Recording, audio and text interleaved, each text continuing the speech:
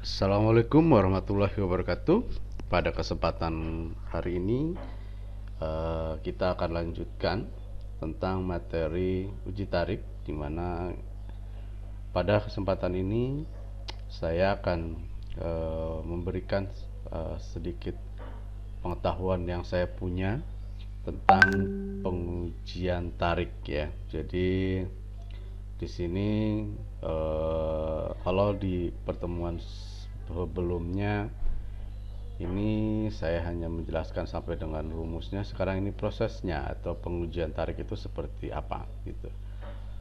Eh, Pengujian tarik ini sebenarnya mudah dan tidak mahal.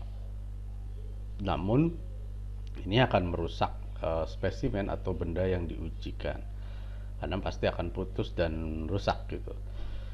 Dan distandarkan ya menurut ASTM standar E8 dan E8M standar test method for tension testing of metallic material. Jadi ada standarnya, kemudian uh, diperlukan mesin untuk pengujiannya, macam-macam mesinnya. Di praktikum itu nanti ada mesin yang sangat sederhana sekali tapi tidak mengurangi prinsip-prinsip dari uji tarik itu sendiri. Mesin uji tarik sendiri itu memberikan gaya tarik pada spesimen, mengukur perubahan panjang dan merekam reaksi material ketika ditarik. Jadi yang sudah terbaru itu apa ya? Ada kurvanya itu sudah otomatis include ya di mesin uji tarik ini. Jadi nanti outputnya ketika kita melakukan proses uji tarik nanti ada apa ya hasil dari gambar berdasarkan dari pengujian mesin itu udah berbentuk kurva. Jadi sudah semakin canggih, semakin kesini. Ini adalah bentuk spesimennya ya. Ini diameternya, kemudian nanti ini diukur sebenarnya lingkaran bentuknya. Ini adalah area ya, area yang akan diuji, makanya dibentuk lebih kecil daripada ininya ya apa tempat yang dijepitnya, karena nanti di sini akan terjadi pemuluran ya sesuai dengan ukuran-ukurannya. Bentuknya kayak barbel ya, jadi kayak orang membuat gagang tengahnya lebih rendah, lebih kecil gitu. Nah ini contoh-contoh mesin uji tarik ya. Ya ini yang dulu bentuknya seperti ini ya. Jadi ini adalah alatnya, tension spesimennya di sini, kemudian ditarik atas. Itu nanti di sini ada ukuran ya. Kemudian nanti di sini ada kontrolnya, jadi otomatis gitu ya. Nah ini secara gambar ya. Nah di sini kalau secara manual nih, sini ada pengukur regangan, di sini ada nanti berapa yang meregang gitu. Nah ini prinsip dasarnya atau ekstensometernya, jadi ketahuan nanti meregangnya berapa. Ini ada alat namanya ekstensometer. Ini spesimennya di bawah nih, moving, digerakin ke bawah, diulir gitu ya, jadi nanti ketarik ke bawah gitu. Kalau ini ke atas nih upper yang narik, kalau ini yang bawah. Ada dua, ada macam-macam ya. Data-data uji tarik itu sendiri yang pertama adalah data spesimen, diameternya. Kemudian kita harus ukur diameter spesimen itu, benda uji ya spesimen itu. Diameternya itu disimpulkan dengan D kecil. Kemudian kita harus menghitung luas penampangnya dulu. Jadi sebelum ditarik itu kita harus ukur dulu nih luas penampangnya, atau dihitung dulu luas penampangnya. Bentuknya kan lingkaran, berarti luas penampangnya lingkaran. Kemudian panjang awalnya gitu. Jadi sebelum spesimen itu ditarik, teman-teman harus diukur dulu nih diameternya berapa, luas penampangnya berapa, panjang awalnya berapa. Kemudian setelah ditarik nih, sebenarnya kalau mesin itu sudah otomatis ya, ada besar gaya yang diberikan F-nya, kemudian nanti perubahan panjangnya. Nanti yang namanya ditarik akan terjadi pemuluran. Nah proses penambahan pemuluran inilah yang nanti perubahan panjang yang terjadi. Itu data-data. Mohon maaf. Nah, ini adalah contoh hasil output grafik kurva yang didapat dari mesin ya. Kita lihat di sini ada gaya dan perubahan panjang. Nah, ini ya. Kita lihat di sini ya. Nah, inilah yang kita harus tentukan sifat-sifat mekanik itu kita lihat dari gambar ini atau contohnya seperti ini ya. Grafik hasil perhitungan tegangan dan regangan. Nah, tuh ini yang regangannya, ini adalah yang tegangan. Bentuknya seperti ini. Nah, inilah yang nanti kita harus jeli bagaimana sifat-sifat mekanik dari material yang telah diujikan melihat dari kurva ini ya, dinamakan kurva tegangan regangan teknik. Rumusnya ini seperti yang di pertemuan sebelumnya, F dibagi A0 tegangan, kemudian regangan itu delta L dibagi L0 atau L akhir dikurangi L mula-mula dibagi L mula-mula perpanjangannya ya. Nah, ini contoh ilustrasi ketika proses proses uji tarik itu sendiri. Yang pertama yang kita anggap di sini belum dilakukan penarikan atau tidak diberikan gaya, maka di sini ada panjang L0, panjang mula-mulanya berapa. A0 itu luas penampangnya, bentuknya lingkaran berarti diameternya, luas penampangnya adalah lingkaran. Jadi kita hitung dulu, kita ukur dulu nih gitu. Nah, ini kalian lihat panahnya ada di sini nih. Jadi posisinya itu start di 0 ya. Kemudian di gambar kedua ini sudah terjadi itu yang namanya penarikan. Nah, di sini ada deformasi elastis sudah mulai nih. Ya, nah, di sini ada elastis strain, total strainnya. Kemudian di stresnya di sini. Nah, ini gambarnya. Posisi ini yield strength atau kuat luluh titik ini ya, kuat luluhnya di sini mulai memanjang, kemudian sampai dengan hampir putus, necking, kemudian sampai fraktur atau putus. Nah, ini adalah proses penambahan panjang sampai dengan akhir nih fraktur atau putus. Maka di prosesnya selesai. Di gambar ini ada kaitannya dengan necking di sini. Bentuknya seperti ini, akan muncul seperti ini. Ultimate tensile strength atau apa ya istilahnya ya, UTS itu titik puncaknya ya. Di sini berarti ada di gambar ini pada saat necking. Frakturnya ada di sini ya. Nanti ada modulus elastisitas ya, penjelasannya di berikutnya.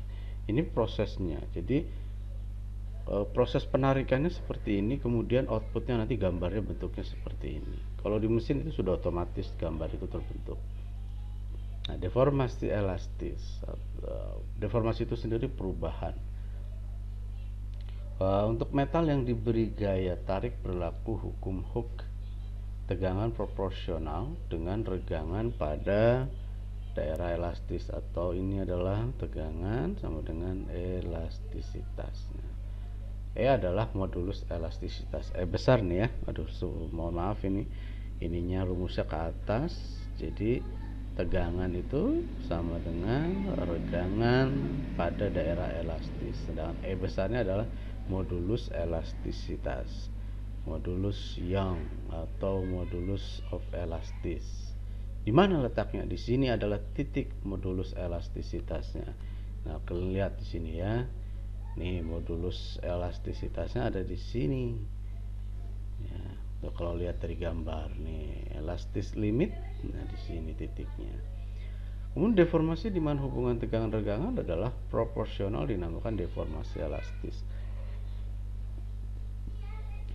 Nah, kemudian deformasi elastis sifatnya tidak permanen.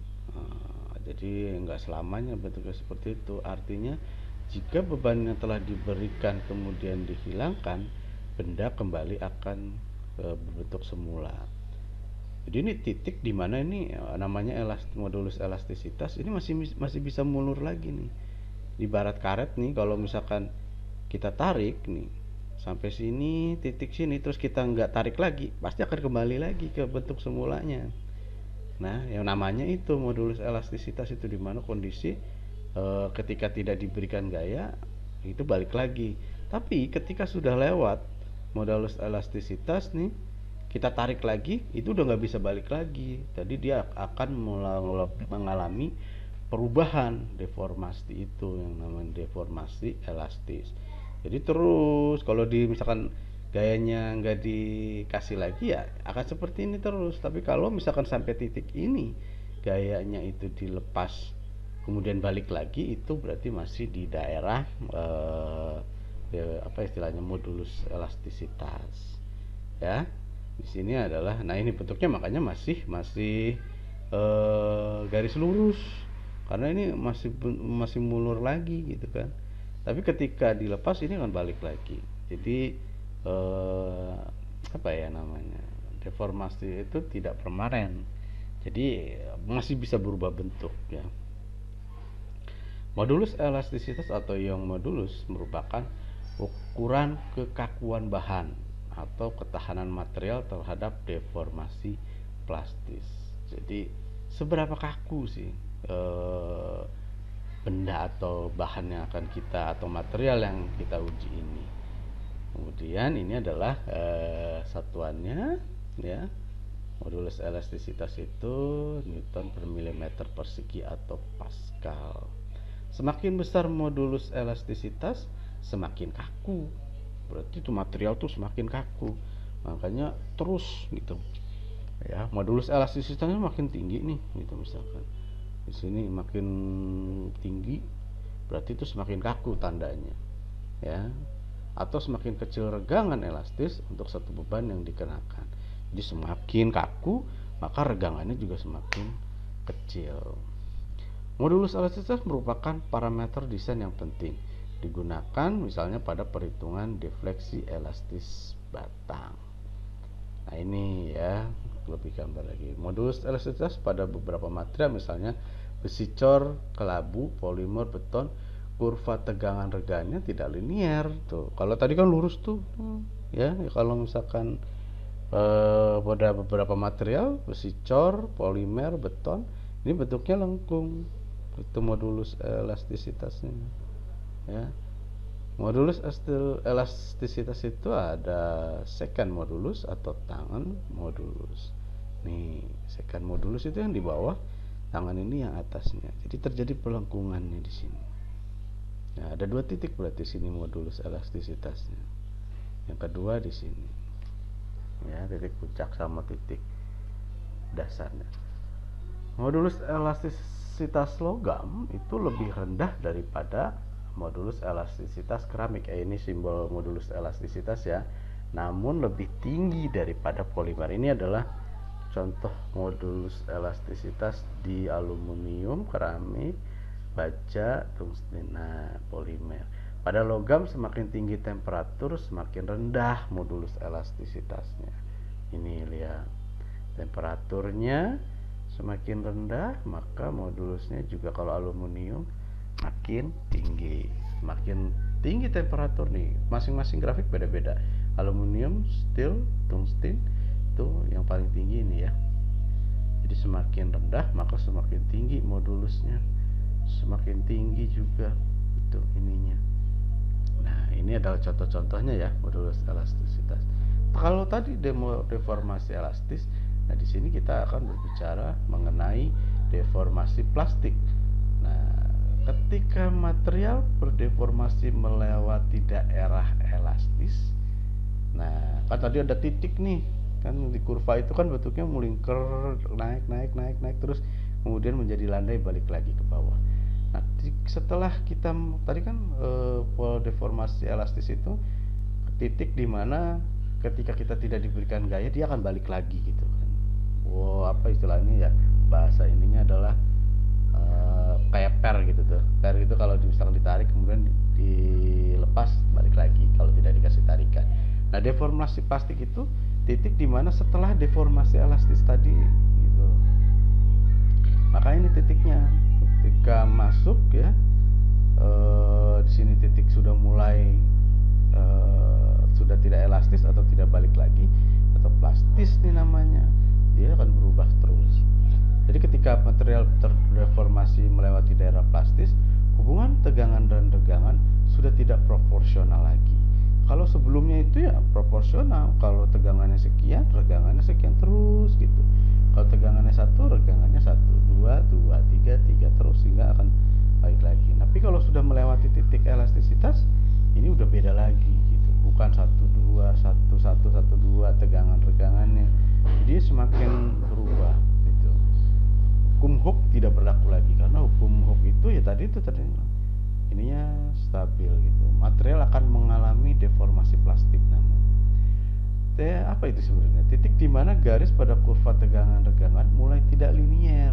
Kalau ini kan linier tuh, naik tuh, elastis itu linier tuh, garis lurus. Tapi kalau misalkan sudah plastis, udah mulai melengkung, tidak linier lagi. Ya. Terus ini namanya batas proporsional. Nih titik ini nih P nih. Titik P ini adalah batas proporsional, artinya titik di mana kalau ke bawah itu elastis, kalau ke atasnya sudah deformasi plastik. Deformasi plastik ini permanen, jadi jika beban dihilangkan, material tidak akan berbentuk kembali semula. Jadi yang udah mengulur gitu kan, walaupun nggak dikasih beban ya udah gitu aja gitu. Tapi kalau misalkan yang elastis, kita tarik kemudian dilepas, dia balik lagi gitu. Itu elastis sama plastis. Nah, mulai nih dari deformasi plastis ini muncul, ada yang namanya kuat luluh, yield strength, YS. Pada logam material mulai mengalami luluh setelah batas proporsional tercapai. Nah, batas proporsional itu titik P yang tadi, batas di mana ada perubahan dari elastis ke plastis. Nah, ini sulit kadang-kadang ditentukan dengan tepat. Betul ya, ini butuh inilah yang pemahaman, inilah yang kita tuh harus tahu benar di mana letak kurva yang ini sudah mulai terjadi perubahan gitu. Dibuat garis yang paralel dengan garis linier pada kurva tegangan regangan pada satu nilai offset regangan yang ditentukan 0,002. Nah, ini caranya ya, 0,0002, kemudian kita tarik garis lurus. Inilah yang namanya kekuatan luluh, yield strength. Nih titiknya. Jadi kalau ada gambar seperti ini, kita tarik atau ditentukan regangannya 0,002, kita tarik garis gambar lurus, maka di situ adalah titik yang namanya kuat luluh. Nilai tegangan yang didapat dari perpotongan garis yang dibuat tersebut dengan kurva tegangan regangan pada daerah plastik dinamakan kuat luluh. Nah, ini kesini stresnya atau regangannya, tegangannya ya. Ini titik dari kuat luluh. Jadi ketika kita ingin mengetahui kekuatan luluh si material, ini caranya seperti ini. Beberapa baja dan material menunjukkan titik luluh yang berbeda-beda pada kurva regangan. Nah, ini contohnya ya, sulit ditentukan. Kekuatan luluh yaitu tegangan rata-rata yang berhubungan dengan titik yield yang terbawah atau lower yield point. Nih, lower yield point, karena ada gambar yang memang seperti ini, naik tinggi tapi nanti putus, tarik lagi, nanti naik lagi. Lalu setelah kuat luluh ada kuat tarik namanya, atau tensile strength, TS ya. Kalau tadi kuat luluh, ini kuat tarik, meluluh. Kalau ini seberapa kuat luluhnya gitu. Ini tegangan maksimum yang terjadi pada kurva tegangan regangan. Nah, titik puncaknya, titik puncak dari kurva yang sudah dibuat ini namanya kuat tarik, tensile strength. Di stress dan strainnya, tegangan regangannya, merupakan tegangan maksimum yang dapat ditahan oleh material ketika ditarik. Jadi ketika titik puncak itu adalah di mana kekuatan paling besar kita menarik. Karena gini, kalau kita narik tuh ya, narik benda gitu ya, dari awal sampai akhir tuh butuh tenaga yang cukup besar gitu, sampai kuat gitu. Tapi ketika nanti ada satu titik di mana dia akan mengurangi kekuatan tarik, itulah berarti kan sudah tidak tebal lagi gitu ya. Jadi tegangan maksimumnya yang dapat ditahan oleh material ketika ditarik, yaitu ini titik tensile strength. Pada tegangan maksimum necking mulai terbentuk, betul di sini necking juga mulai terbentuk. Tegangan pada saat patah dinamakan tegangan patah. Ada yang namanya juga keuletan atau ductility atau duktilitas. Nah, ini tadi kuat tarik, kuat luluh, kemudian tensil ya, atau sekarang duktilitas, keuletan. Ini sifat-sifat mekanis yang saya sampaikan tadi itu uji tarik ini untuk mengetahui kuat luluh, kuat tarik, duktilitas, modulus elastisitas. Keuletan atau ductility itu ukuran derajat deformasi plastik yang dapat ditahan pada saat patah. Nah, ini daerahnya nih ductility, keuletan. Jadi mulai dari deformasi plastik tuh ya sampai dengan patah. Suatu material yang sedikit atau tidak mengalami deformasi plastik sebelum patah dinamakan material getas, ya dong. Sebelum patah kemudian dia sudah mengalami proses deformasi plastis, maka itu sudah dinamakan material getas. Jadi nggak perlu terjadi pemuluran. Jadi yang ini namanya juga ulet gitu, keuletan gitu. Jadi kalau misalkan sedikit material yang mengalami deformasi plastik, maka itu dinamakan material getas. Duktilitas dinyatakan secara kuantitas dalam persen perpanjangan, elongation percent, atau persen reduksi luas penampang. Ini ya bentuknya, persentase. Duktil nih yang warna pink. Ini rumusnya, persen elongasi ya, panjang pada saat patah dikurangi panjang mula-mula ya, dibagi panjang mula-mula dikali 100 dalam bentuk persentase, atau ini dalam persentase luas penampang. Luas penampang awal dikurangi luas penampang pada saat patah dibagi luas penampang pada akhir atau pada awal dikali 100. Jadi bentuknya persentase kalau duktilitas. Nah, ini ya contohnya. Ini mula-mulanya nih, kemudian setelah ditarik jadi panjang.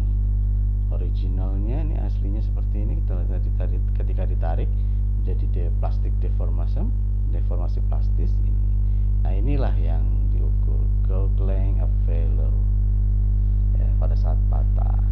Nah, ini contoh lagi reductionnya, kemudian diameter at failure nih, original diameternya.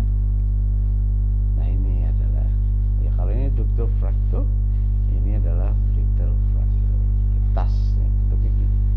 Kalau ductile yang ulet tuh bentuknya makin lama makin kecil gitu. Kalau yang ulet nih, kalau yang getas ya nggak ada gitu proses pemuluran, namanya juga nggak ulet, jadi getas material. Ini gambar-gambar hasil baik yang ulet ataupun yang getas. Patah, sama-sama patah, cuman bentuknya berbeda. Nah, ini contohnya. Nah, ini duktilitas persentase area reduction example. Nih aluminium contohnya ya. Aluminium ternyata duktilitasnya cukup tinggi nih ya, 40%.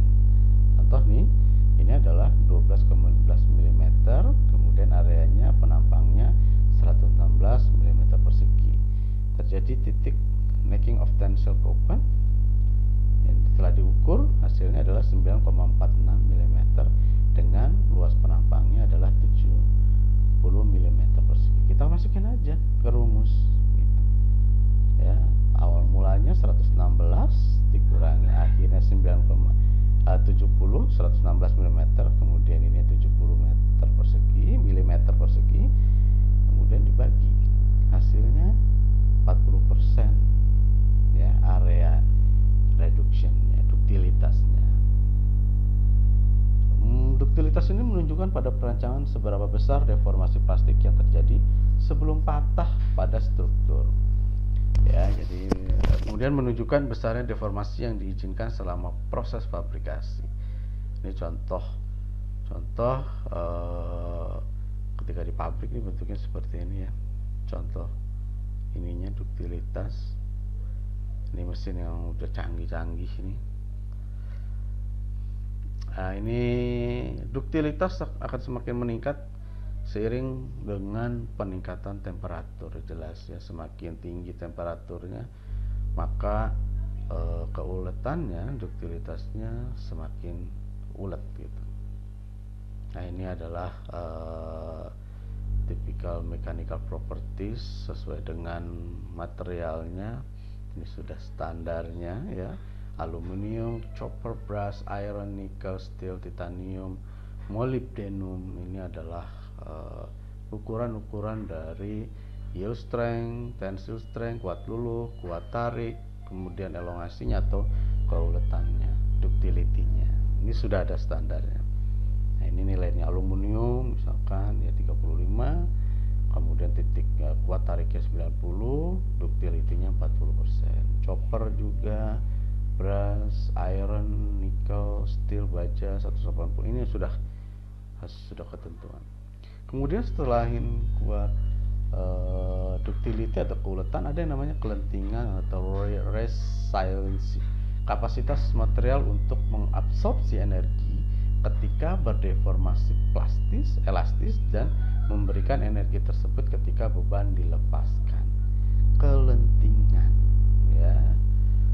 Kemudian modulus kelentingan R adalah energi tegangan per unit volume yang dibutuhkan untuk memberikan tegangan pada material mulai dari keadaan tidak ada beban sampai dengan luluh, kuat luluh.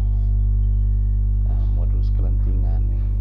Kemudian modulus kelentingan merupakan luas di bawah titik luluh pada kurva tegangan regangan. Jelas kita harus menentukan dulu titik luluhnya nih, yield strength-nya. Ya, di sini nanti kita bikin kurva segitiga nih. Ya, lalu kita tentukan tadi ya, yang 0,002, tarik garis, kemudian gini garis lurus. Nah, ini adalah kita akan menentukan kelentingannya, luas kurva di bawah titik luluh pada kurva tegangan regangan. Itu rumusnya ada tuh, UR simbolnya kelentingan itu, atau ultimate resilience, atau pakai rumus integral ya. Mudah-mudahan masih pada ingat, agak rumit. Kemudian ada ketangguhan. Lagi kelentingan, ketangguhan. Ketangguhan atau toughness, ukuran kemampuan material untuk mengabsorpsi energi sampai dengan patah. Kalau tadi kelentingan itu sebelum terjadinya kuat luluh, tapi kalau ketangguhan sampai dengan patah. Ya, di sini ada luas ABC, bright atau getas, duktil atau ulet, lebih besar dari luas aksen. Itu di sini. Yang warna pink dengan yang warna biru harus lebih luas. Ya, luas ABC ini.